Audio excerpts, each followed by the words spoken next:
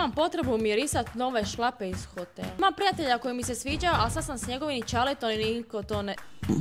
Ta je s vama. Koja vrsta traume je ovo? Bome. Imam crush na rođak.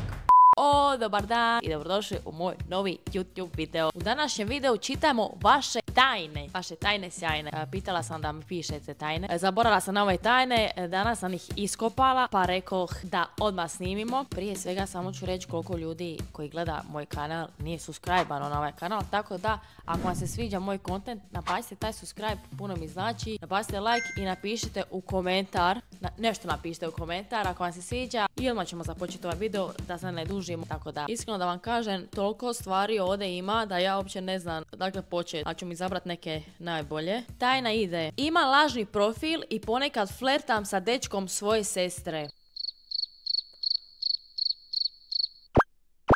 Moje glavno pitanje je zašto? Zašto si pomislila da je to pametna ideja? Ne znam, jel te možda sestra nažicirala? Čekaj, samo sekundu. Jel to znači da njen dečko flerta s tebom isto, što realno znači da je vara? Sad, iskreno ima puno pitanja. Jel ti znaš da je on loš pa si ti išla to iskoristiti da joj pokažeš da je loš? Jel ti se sviđa? Ili te sestra nažicirala? U svakom slučaju, doslovno ovo je neka sapunica, možda Netflix snimi film o ovome, iskreno. Sljedeća tajna. Imam ljubav za dva muška. Da su barem njih dva jedna osoba, bilo bi top. Znači, zaljubljena si u dva lika. Pretpostavljam, jedan ima mozak, drugi ima srce, a nije da nema kombinaciju tog dvoje. Da se njih dvoje spoje, bili bi savršeni, ali to tako ne funkcionira. Dečki se nažalost ne biraju u laboratoriju da možeš napraviti savršenog dečka, nije to Pokemon, tako da. Ali kužite, da, teško je naći osobu kad ti paše 100%. Kad sam bila manja, hranu koju nisam mogla pojesti do kraja sam bacila iza kauča. Koga si ti hranila? Zid? Ne kužim. Sad je to bilo iza kauča, tajni restoran za kukce. Nakotilo se tamo ko zna šta, paukova, gusjenica, žohara i sve moguće. To si mogla na 100 načina riješiti. Prvo da probaš pojest možda, drugo da kažeš mami ja stvarno to ne volim pa ne mogu. A ne baciti iza kauča. Još te mama pita šta to smrdi, a to ono sarma iz 2011 ti spremila. Ne mogu doslovno, šta je s vama? Šta je ovo? Dida i baka su se...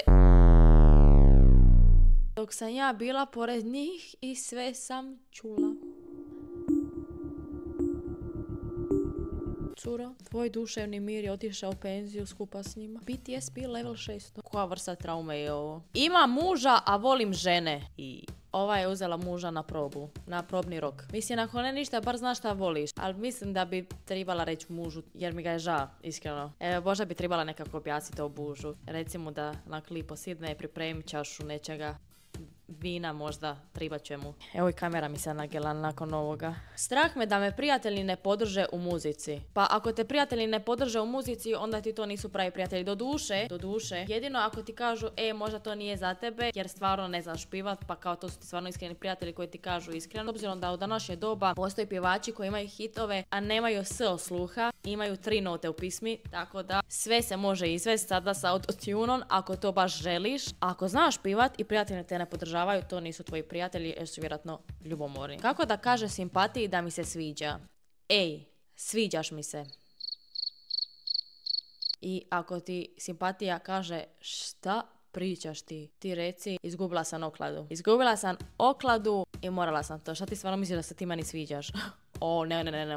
Nemoj to reći.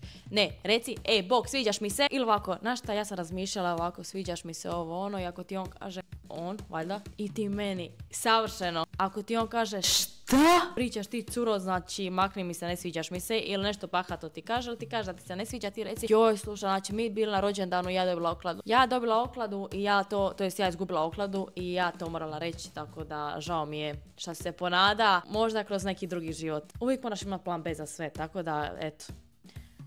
Imala sam first kiss i rekla sam mojoj najboljoj prijateljici. Zakonila se Boga da neće nikome reći i sad cijeli grad zna za to.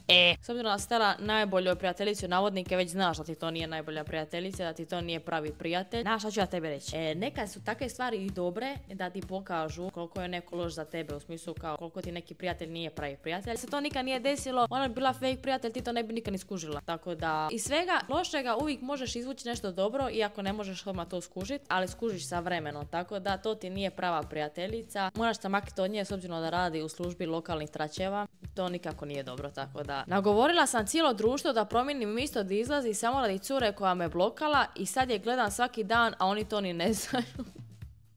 To se zove imat volje. Kad ti je stalo do nekoga, napravit ćeš sve, a bobe, ti si napravila sve što si mogla. Ali ti koja si nagovorila cijelo društvo da promijeni mjesto izlaska radi cure koja te blokala, znači kakav je to master manipulacije.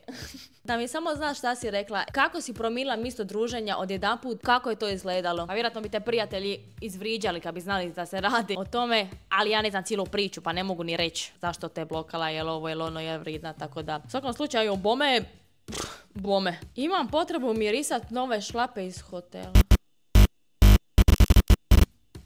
Šta si ti pas? Čekaj, je li to normalno? Ja sam čula da ljudi koriste parfeme inače za miris koji vole. Znaš, kupiš neki parfem koji voliš, miris koji voliš, pa se našpricaš i kao lipo mirišeš i to te čini sretnim. Pa čula sam eto da ljudi vole miris korektora i farbe i šta još bilo, i goriva i kao sve to paše. Ali da neko voli mirisat papuče iz hotela, ne znam. Mislim, bar nisu nošene. Jel? Imam prijatelja koji mi se sviđa, ali sad sam s njegovim i čaletom i niko to ne... Koja je ovo epizoda iz Krv nije voda? Znači, šta je ovo? Rekla sam... Curo, znači, kakva je ovo Netflix serija? Meksička sapunica koju sam gledala s 10 godina, ovako je započela. Ne vjerujem da je ovo istina, nema šanse. Imam crush na rođak. Jeste vi bolest? Kihnula sam u koleginu kavu više puta jer me živcira. Ljudi! Znači, ovo je gripa u najavi. Možeš mu pokazati na 600 drugih načina da te živcira i da mu objasniš da te živcira. Ljudi, ne. Zamislite. Pa neću više nikad nikoga živcira. Zamisli da vas neki konobar ne voli i pljune van ono u piće. Prvo, zašto bi to iko napravio?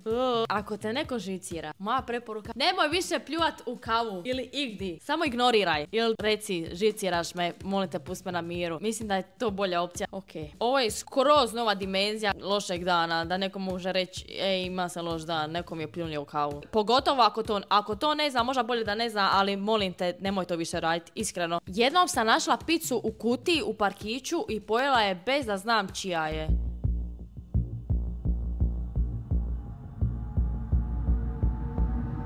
Jesi ti realno Ljudi, kad vidite nešto van, jer nije vaše, nemojte to dirati, amo početi od toga. Pogotovo ako je hrana i pića, nešto za konzumaciju. Zašto bi... Ko zna šta je u toj pici? Ne znaš koliko je stala ta pizza, ne znaš ima li buba, ne znaš jel taj čovjek koji je jeo to ima gripovirozu, bolestan, ima nešto drugo. Ne znaš jel to neko stavio otrov u to, pa ne... Samo nemoj jest stranu koju vidiš van, nemoj pojesti. Jer ne znaš zašto je tu. S razlogom je tu. Neko je ostavio ili nije valjala. Tako da, molim te, nemoj to više raditi. Ja da nađem paket žvaka zapakiranih, tako nedaknutih na podu, ja to ne bi uzela. Jer je spoda. Jer je nečije. Evo, ne znam. To je to što se tiče tajnik za ovu epizodu. Hvala vam što ste slali, hvala vam što ste gledali ovaj video. Ako vam se sviđa video, nabacite like i napišite u komentar koja vam je bila najluđa tajna od ovih. Napišite šta želite sljedeće da snima. Hvala vam što pratite, puno mi to znači i do sljedećeg videa. Vidimo se!